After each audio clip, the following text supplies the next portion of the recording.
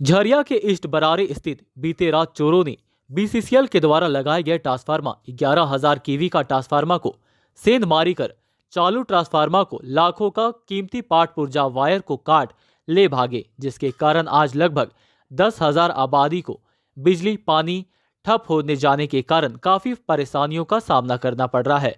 वहीं आजसू नेता का कहना है कि यह घटना लगभग 3 बार हो चुकी है, जिसके कारण कंपनी को बार बार लाखों का नुकसान हो रहा है, लेकिन सुरक्षा पर कोई ध्यान नहीं है और आए दिन प्रबंधन के द्वारा कई पोस्टों से सीआईएसएफ को हटाया जा रहा है, जिसके चलते घटनाएं घट रही है और लाखों का नुकसान हो रहा है।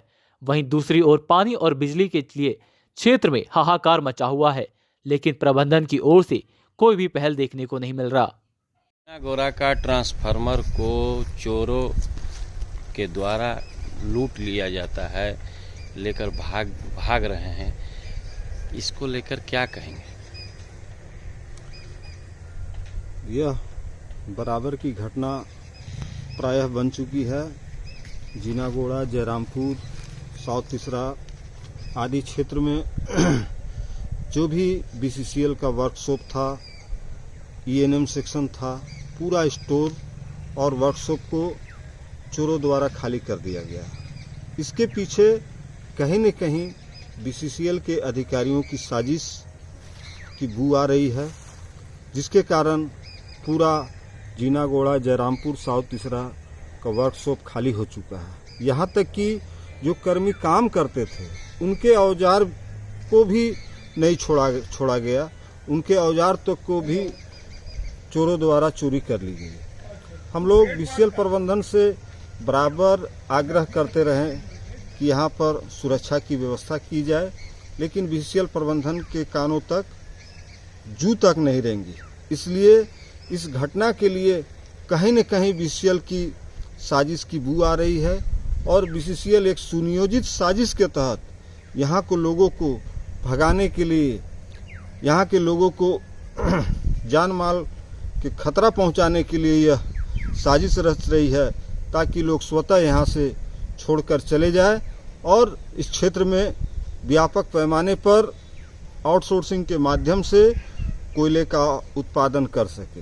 लेकिन कहीं न कहीं ये मानव के मौलिक अधिकारों का हनन हो रहा है।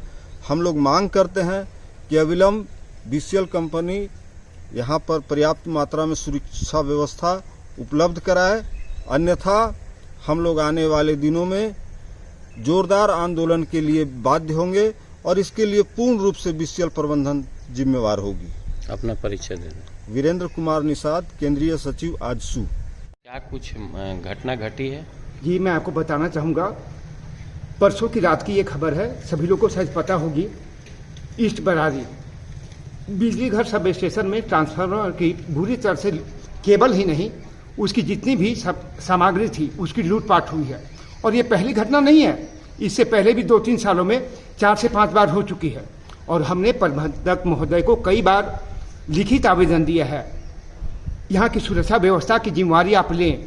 हमने उन्हें आग्रह किया था कि आप यहाँ सीआईएसएफ की व्यवस्था कराएं।